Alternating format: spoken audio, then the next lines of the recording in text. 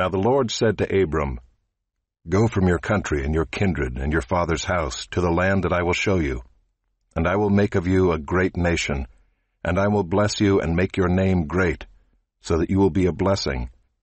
I will bless those who bless you, and him who dishonors you I will curse. And in you all the families of the earth shall be blessed." So Abram went as the Lord had told him, and Lot went with him. Abram was 75 years old when he departed from Haran.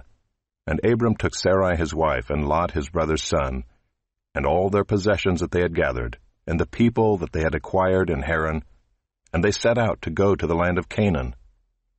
When they came to the land of Canaan, Abram passed through the land to the place at Shechem, to the oak of Moreh. At that time the Canaanites were in the land.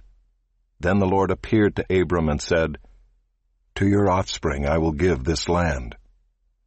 So he built there an altar to the Lord who had appeared to him. From there he moved to the hill country on the east of Bethel and pitched his tent, with Bethel on the west and Ai on the east.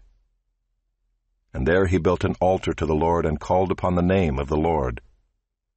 And Abram journeyed on, still going toward the Negeb. Now there was a famine in the land, so Abram went down to Egypt to sojourn there, for the famine was severe in the land. When he was about to enter Egypt, he said to Sarai his wife, "I know that you are a woman beautiful in appearance, and when the Egyptians see you, they will say, 'This is his wife.' Then they will kill me, but they will let you live. Say you are my sister, that it may go well with me because of you, and that my life may be spared for your sake." When Abram entered Egypt, the Egyptians saw that the woman was very beautiful. And when the princes of Pharaoh saw her, they praised her to Pharaoh. And the woman was taken into Pharaoh's house. And for her sake he dealt well with Abram. And he had sheep, oxen, male donkeys, male servants, female donkeys, and camels. But the Lord afflicted Pharaoh and his house with great plagues because of Sarai, Abram's wife. So Pharaoh called Abram and said, "What is this you have done to me? Why did you not tell me that she was your wife? Why did you say, 'She is my sister,' so that I took her for my wife? Now then, here is your wife, take her and go." And Pharaoh gave men orders concerning him, and they sent him away with his wife and all that he had. So Abram went up from Egypt, he and his wife and all that he had, and Lot with him, into the Negeb. Now Abram was very rich in livestock, in silver, and in gold. And he journeyed on from the Negeb as far as Bethel, to the place where his tent had been at the beginning, between Bethel and Ai, to the place where he had made an altar at the first. And there Abram called upon the name of the Lord. And Lot, who went with Abram, also had flocks and herds and tents, so that the land could not support both of them dwelling together, for their possessions were so great that they could not dwell together. And there was strife between the herdsmen of Abram's livestock and the herdsmen of Lot's livestock. At that time the Canaanites and the Perizzites were dwelling in the land. Then Abram said to Lot, "Let there be no strife between you and me, and between your herdsmen and my herdsmen, for we are kinsmen. Is not the whole land before you? Separate yourself from me. If you take the left hand, then I will go to the right, or if you take the right hand, then I will go to the left." And Lot lifted up his eyes and saw that the Jordan Valley was well watered everywhere, like the garden of the Lord, like the land of Egypt in the direction of Zoar. This was before the Lord destroyed Sodom and Gomorrah. So Lot chose for himself all the Jordan Valley, and Lot journeyed east. Thus they separated from each other. Abram settled in the land of Canaan, while Lot settled among the cities of the valley, and moved his tent as far as Sodom. Now the men of Sodom were wicked, great sinners against the Lord. The Lord said to Abram, after Lot had separated from him, "Lift up your eyes and look from the place where you are, northward and southward and eastward and westward. For all the land that you see I will give to you and to your offspring forever. I will make your offspring as the dust of the earth, so that if one can count the dust of the earth, your offspring also can be counted. Arise, walk through the length and the breadth of the land, for I will give it to you." So Abram moved his tent and came and settled by the oaks of Mamre, which are at Hebron, and there he built an altar to the Lord.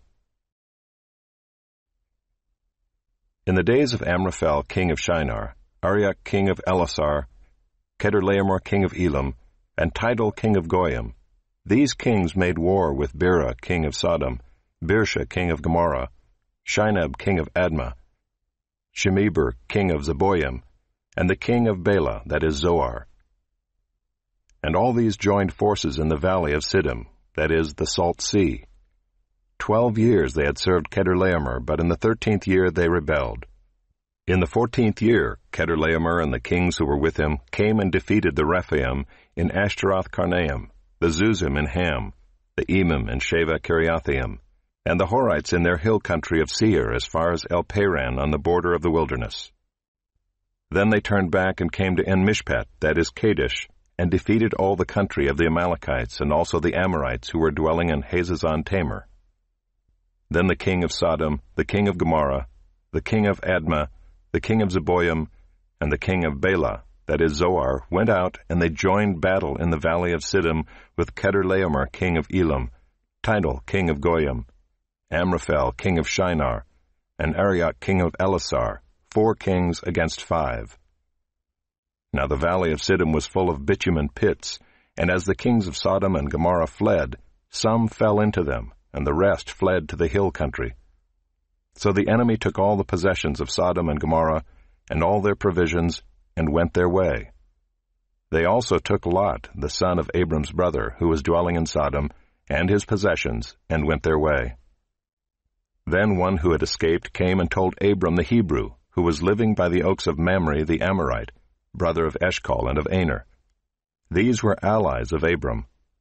When Abram heard that his kinsman had been taken captive, he led forth his trained men, born in his house, 318 of them, and went in pursuit as far as Dan. And he divided his forces against them by night, he and his servants, and defeated them and pursued them to Hobah, north of Damascus. Then he brought back all the possessions, and also brought back his kinsman Lot with his possessions, and the women and the people. After his return from the defeat of Chedorlaomer and the kings who were with him, the king of Sodom went out to meet him at the valley of Sheva, that is, the king's valley. And Melchizedek king of Salem brought out bread and wine. He was priest of God Most High. And he blessed him and said, Blessed be Abram by God Most High, possessor of heaven and earth. And blessed be God Most High, who has delivered your enemies into your hand. And Abram gave him 1/10 of everything. And the king of Sodom said to Abram, Give me the persons, but take the goods for yourself. But Abram said to the king of Sodom, I have lifted my hand to the Lord, God Most High, possessor of heaven and earth, that I would not take a thread or a sandal strap or anything that is yours, lest you should say, I have made Abram rich. I will take nothing but what the young men have eaten, and the share of the men who went with me. Let Aner, Eshcol, and Mamre take their share. After these things the word of the Lord came to Abram in a vision. Fear not, Abram. I am your shield. Your reward shall be very great. But Abram said, O Lord God, what will you give me? For I continue childless, and the heir of my house is Eliezer of Damascus. And Abram said, Behold, you have given me no offspring, and a member of my household will be my heir. And behold, the word of the Lord came to him. This man shall not be your heir. Your very own son shall be your heir. And he brought him outside and said, Look toward heaven, and number the stars, if you are able to number them. Then he said to him, So shall your offspring be. And he believed the Lord, and he counted it to him as righteousness. And he said to him, I am the Lord who brought you out from Ur of the Chaldeans to give you this land to possess. But he said, O Lord God, how am I to know that I shall possess it? He said to him, Bring me a heifer 3 years old, a female goat 3 years old, a ram 3 years old, a turtle dove, and a young pigeon. And he brought him all these, cut them in half, and laid each half over against the other. But he did not cut the birds in half. And when birds of prey came down on the carcasses, Abram drove them away. As the sun was going down, a deep sleep fell on Abram. And behold, dreadful and great darkness fell upon him. Then the Lord said to Abram, "Know for certain that your offspring will be sojourners in a land that is not theirs, and will be servants there, and they will be afflicted for 400 years. But I will bring judgment on the nation that they serve, and afterward they shall come out with great possessions.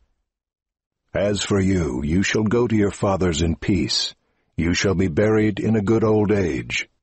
And they shall come back here in the 4th generation, for the iniquity of the Amorites is not yet complete."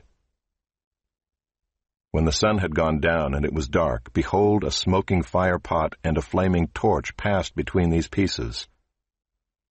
On that day the Lord made a covenant with Abram, saying, "To your offspring I give this land from the river of Egypt to the great river, the river Euphrates, the land of the Kenites, the Kenizzites, the Cadmonites, the Hittites, the Perizzites, the Rephaim, the Amorites, the Canaanites, the Girgashites, and the Jebusites."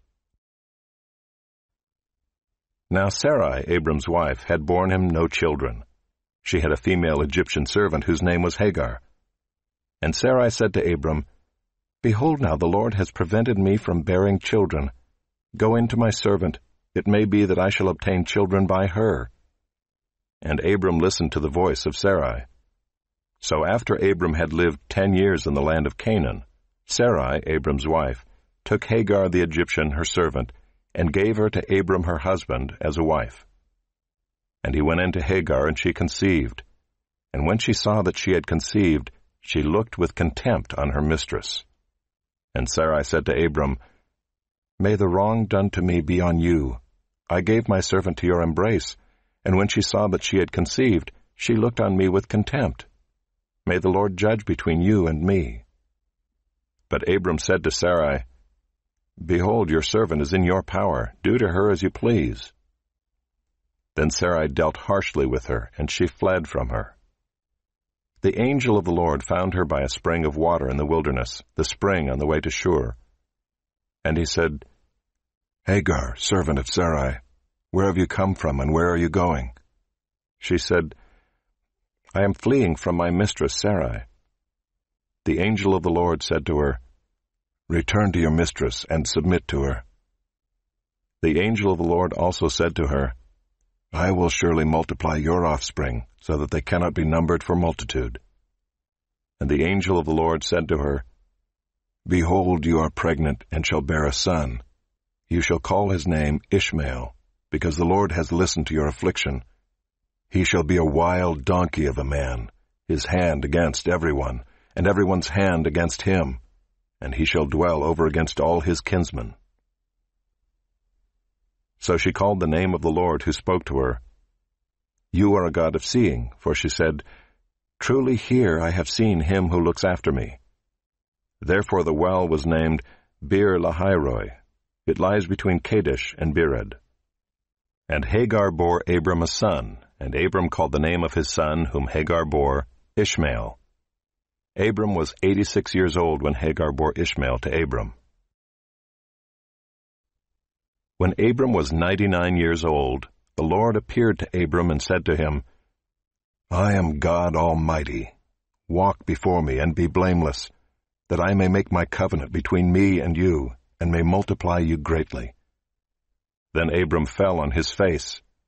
And God said to him, "Behold, my covenant is with you, and you shall be the father of a multitude of nations. No longer shall your name be called Abram, but your name shall be Abraham, for I have made you the father of a multitude of nations. I will make you exceedingly fruitful, and I will make you into nations, and kings shall come from you. And I will establish my covenant between me and you and your offspring after you throughout their generations, for an everlasting covenant, to be God to you and to your offspring after you. And I will give to you and to your offspring after you the land of your sojournings, all the land of Canaan, for an everlasting possession, and I will be their God." And God said to Abraham, "As for you, you shall keep my covenant, you and your offspring after you throughout their generations. This is my covenant, which you shall keep between me and you and your offspring after you. Every male among you shall be circumcised. You shall be circumcised in the flesh of your foreskins, and it shall be a sign of the covenant between me and you. He who is 8 days old among you shall be circumcised. Every male throughout your generations, whether born in your house or bought with your money from any foreigner who is not of your offspring, both he who is born in your house and he who is bought with your money shall surely be circumcised. So shall my covenant be in your flesh, an everlasting covenant. Any uncircumcised male who is not circumcised in the flesh of his foreskin shall be cut off from his people. He has broken my covenant. And God said to Abraham, As for Sarai your wife, you shall not call her name Sarai, but Sarah shall be her name. I will bless her, and moreover I will give you a son by her. I will bless her, and she shall become nations. Kings of peoples shall come from her. Then Abraham fell on his face and laughed, and said to himself, Shall a child be born to a man who is 100 years old? Shall Sarah, who is 90 years old, bear a child? And Abraham said to God, Oh, that Ishmael might live before you. God said, No, but Sarah your wife shall bear you a son, and you shall call his name Isaac. I will establish my covenant with him as an everlasting covenant for his offspring after him. As for Ishmael, I have heard you. Behold, I have blessed him, and will make him fruitful, and multiply him greatly. He shall father 12 princes, and I will make him into a great nation. But I will establish my covenant with Isaac, whom Sarah shall bear to you at this time next year. When he had finished talking with him, God went up from Abraham. Then Abraham took Ishmael his son, and all those born in his house or bought with his money, every male among the men of Abraham's house, and he circumcised the flesh of their foreskins that very day, as God had said to him. Abraham was 99 years old when he was circumcised in the flesh of his foreskin, and Ishmael his son was 13 years old when he was circumcised in the flesh of his foreskin. That very day Abraham and his son Ishmael were circumcised. And all the men of his house, those born in the house and those bought with money from a foreigner, were circumcised with him. And the Lord appeared to him by the oaks of Mamre as he sat at the door of his tent in the heat of the day. He lifted up his eyes and looked, and behold, 3 men were standing in front of him. When he saw them, he ran from the tent door to meet them, and bowed himself to the earth, and said, O Lord, if I have found favor in your sight, do not pass by your servant. Let a little water be brought, and wash your feet, and rest yourselves under the tree, while I bring a morsel of bread, that you may refresh yourselves, and after that you may pass on, since you have come to your servant. So they said, Do as you have said. And Abraham went quickly into the tent to Sarah, and said, Quick, 3 seahs of fine flour, knead it, and make cakes. And Abraham ran to the herd, and took a calf, tender and good, and gave it to a young man, who prepared it quickly. Then he took curds and milk and the calf that he had prepared, and set it before them. And he stood by them under the tree while they ate. They said to him, Where is Sarah your wife? And he said, She is in the tent. The Lord said, I will surely return to you about this time next year, and Sarah your wife shall have a son. And Sarah was listening at the tent door behind him. Now Abraham and Sarah were old, advanced in years. The way of women had ceased to be with Sarah. So Sarah laughed to herself, saying, After I am worn out, and my Lord is old, shall I have pleasure? The Lord said to Abraham, Why did Sarah laugh and say, Shall I indeed bear a child now that I am old? Is anything too hard for the Lord? At the appointed time I will return to you about this time next year, and Sarah shall have a son. But Sarah denied it, saying, I did not laugh, for she was afraid. He said, No, but you did laugh. Then the men set out from there, and they looked down toward Sodom, and Abraham went with them to set them on their way. The Lord said, Shall I hide from Abraham what I am about to do, seeing that Abraham shall surely become a great and mighty nation, and all the nations of the earth shall be blessed in him? For I have chosen him, that he may command his children and his household after him, to keep the way of the Lord by doing righteousness and justice, so that the Lord may bring to Abraham what he has promised him."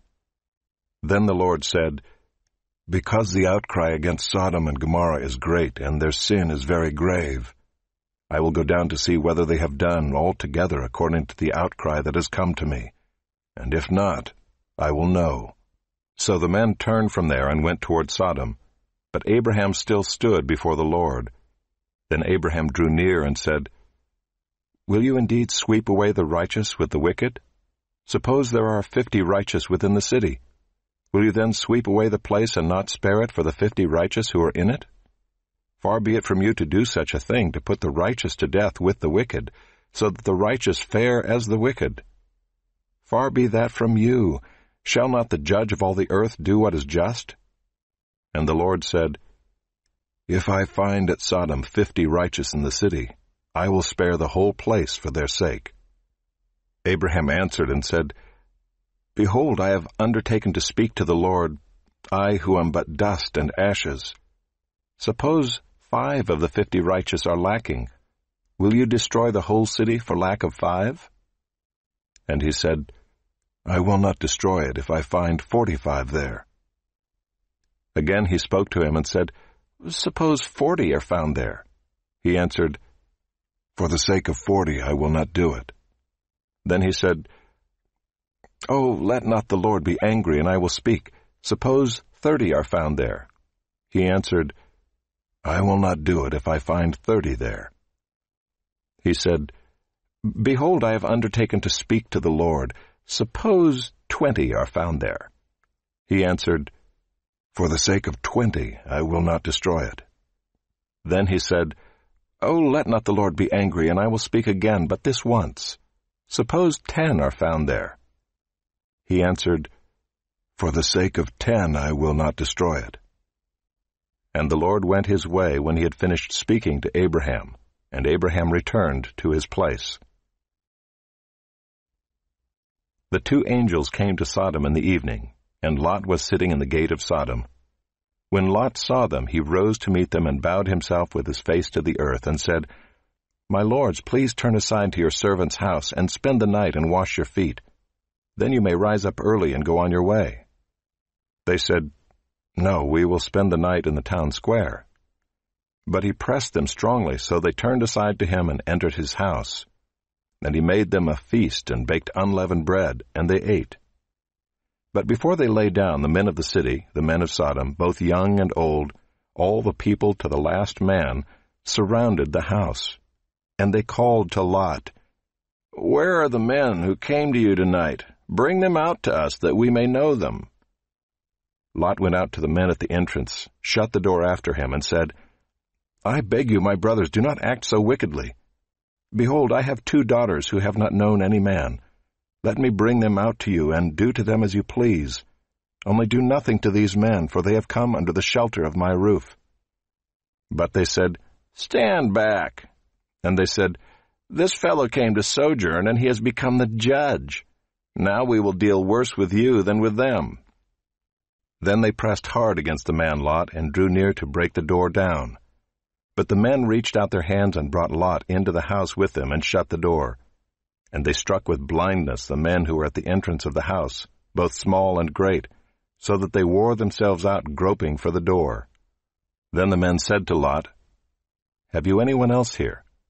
Sons-in-law, sons, daughters, or anyone you have in the city, bring them out of the place, for we are about to destroy this place, because the outcry against its people has become great before the Lord, and the Lord has sent us to destroy it."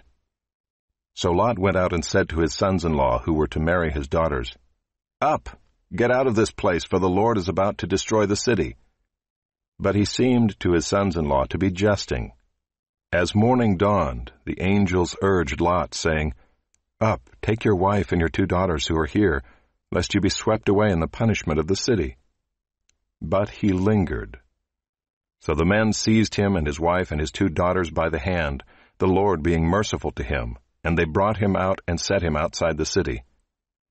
And as they brought them out, one said, "Escape for your life. Do not look back or stop anywhere in the valley.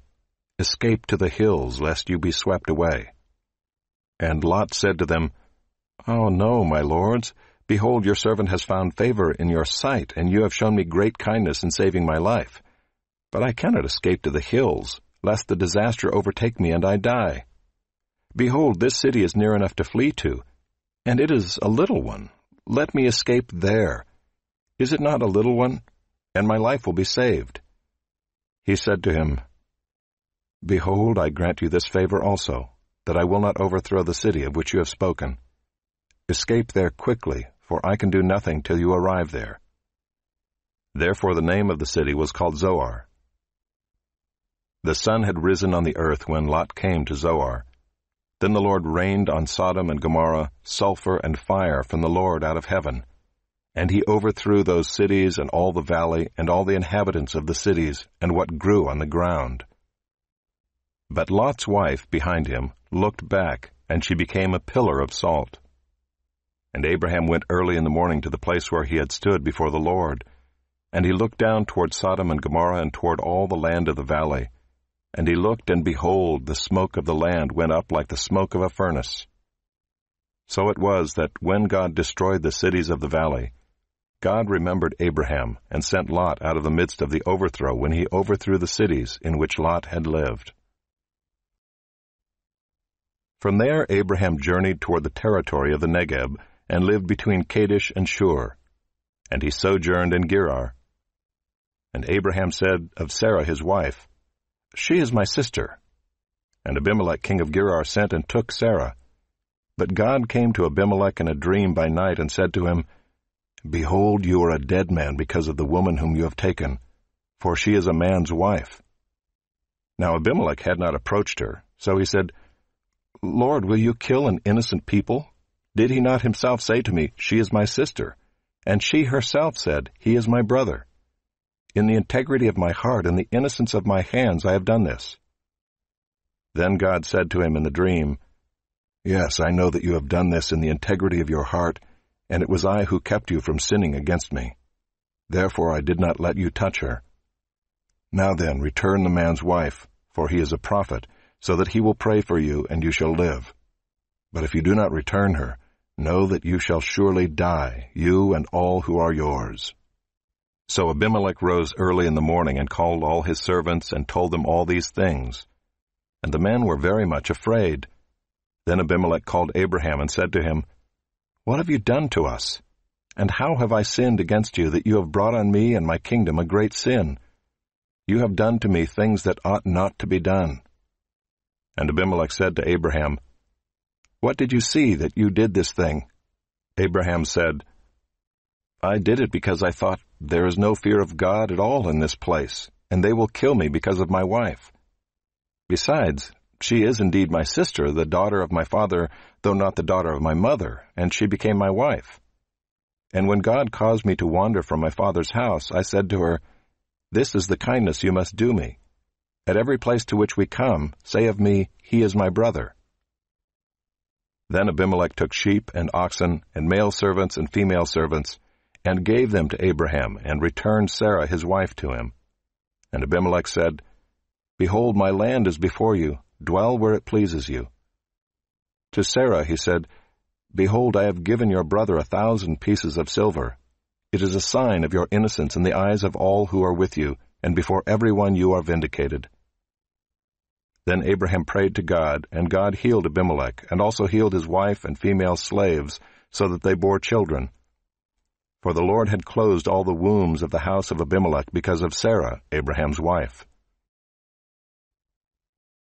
The Lord visited Sarah as he had said, and the Lord did to Sarah as he had promised.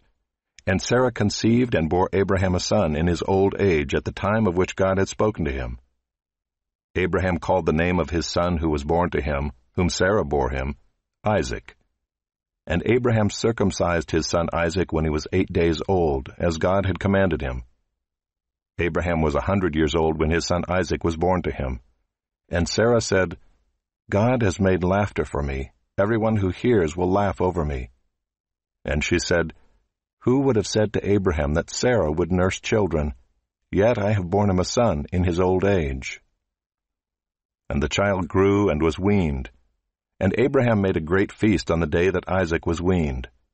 But Sarah saw the son of Hagar the Egyptian, whom she had borne to Abraham, laughing. So she said to Abraham, "Cast out this slave woman with her son, for the son of this slave woman shall not be heir with my son Isaac." And the thing was very displeasing to Abraham on account of his son. But God said to Abraham, "Be not displeased because of the boy and because of your slave woman. Whatever Sarah says to you, do as she tells you, for through Isaac shall your offspring be named. And I will make a nation of the son of the slave woman also, because he is your offspring." So Abraham rose early in the morning and took bread and a skin of water, and gave it to Hagar, putting it on her shoulder along with the child, and sent her away. And she departed and wandered in the wilderness of Beersheba. When the water in the skin was gone, she put the child under one of the bushes. Then she went and sat down opposite him a good way off, about the distance of a bow shot, for she said, "Let me not look on the death of the child." And as she sat opposite him, she lifted up her voice and wept. And God heard the voice of the boy, and the angel of God called to Hagar from heaven and said to her, "What troubles you, Hagar? Fear not, for God has heard the voice of the boy where he is. Up, lift up the boy and hold him fast with your hand, for I will make him into a great nation." Then God opened her eyes, and she saw a well of water. She went and filled the skin with water and gave the boy a drink. And God was with the boy, and he grew up. He lived in the wilderness and became an expert with the bow. He lived in the wilderness of Paran, and his mother took a wife for him from the land of Egypt. After these things God tested Abraham and said to him, "Abraham." And he said, "Here I am." He said, "Take your son, your only son Isaac, whom you love, and go to the land of Moriah, and offer him there as a burnt offering on one of the mountains of which I shall tell you." So Abraham rose early in the morning, saddled his donkey, and took 2 of his young men with him and his son Isaac.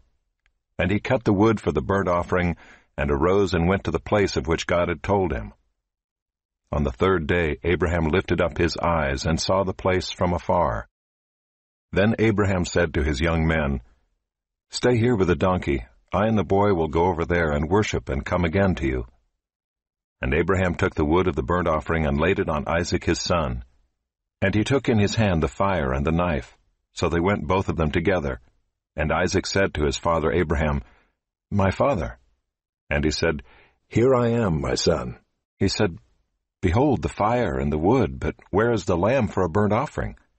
Abraham said, "God will provide for himself the lamb for a burnt offering, my son." So they went both of them together. When they came to the place of which God had told him, Abraham built the altar there, and laid the wood in order, and bound Isaac his son, and laid him on the altar on top of the wood. Then Abraham reached out his hand, and took the knife to slaughter his son. But the angel of the Lord called to him from heaven, and said, "Abraham, Abraham." And he said, "Here I am." He said, "Do not lay your hand on the boy or do anything to him. For now I know that you fear God, seeing you have not withheld your son, your only son, from me." And Abraham lifted up his eyes and looked, and behold, behind him was a ram, caught in a thicket by his horns. And Abraham went and took the ram, and offered it up as a burnt offering instead of his son. So Abraham called the name of that place, "The Lord will provide." As it is said to this day, "On the mount of the Lord it shall be provided." And the angel of the Lord called to Abraham a second time from heaven, and said, "By myself I have sworn, declares the Lord, because you have done this and have not withheld your son, your only son, I will surely bless you, and I will surely multiply your offspring as the stars of heaven, and as the sand that is on the seashore. And your offspring shall possess the gate of his enemies, and in your offspring shall all the nations of the earth be blessed, because you have obeyed my voice." So Abraham returned to his young men, and they arose and went together to Beersheba. And Abraham lived at Beersheba. Abraham took another wife, whose name was Keturah. She bore him Zimram, Jokshan, Medan, Midian, Ishbak, and Shua. Jokshan fathered Sheba and Dedan. The sons of Dedan were Ashurim, Letushim, and Leumim. The sons of Midian were Ephah, Epher, Hanok, Abida, and Eldaah. All these were the children of Keturah. Abraham gave all he had to Isaac. But to the sons of his concubines Abraham gave gifts, and while he was still living he sent them away from his son Isaac eastward to the east country. These are the days of the years of Abraham's life, 175 years. Abraham breathed his last and died in a good old age, an old man and full of years, and was gathered to his people. Isaac and Ishmael his sons buried him in the cave of Machpelah in the field of Ephron the son of Zohar the Hittite, east of Mamre, the field that Abraham purchased from the Hittites. There Abraham was buried with Sarah his wife. After the death of Abraham, God blessed Isaac his son, and Isaac settled at Beer-lahai-roi.